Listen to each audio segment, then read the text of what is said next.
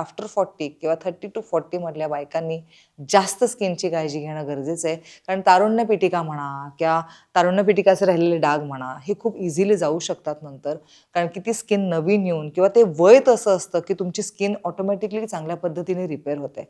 But after 40 ज्यावेळेला तुम्हाला पिगमेंटेशनला face करावं लागतं, एक वेगळ्या पद्धतीचं पुरळ तुमच्या चेहऱ्यावरती उठतं हार्मोनल इम्बॅलन्समुळे.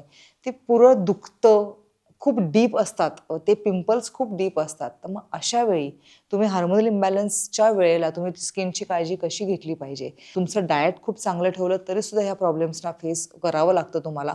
तर ह्या सगळ्यावरती पण एक अजून उत्तम उपाय आहे, तो म्हणजे व्यायाम.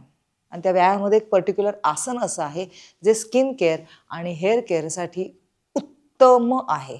म्हणजे तुमचा मेनोपॉजला सुद्धा आपण म्हणतो मेनोपॉजमुळे जो होणारा त्रास आहे, तो सुद्धा हलक्या प्रमाणात कमी होऊ शकतो. कारण की त्यावेळेला होणारं नैराश्य, त्यामुळे येणारं डिप्रेशन, त्यामुळे येणारे अतिविचार, ओव्हर थिंकिंग ह्यामुळे सुद्धा तुमच्या स्किनवरती परिणाम होतो.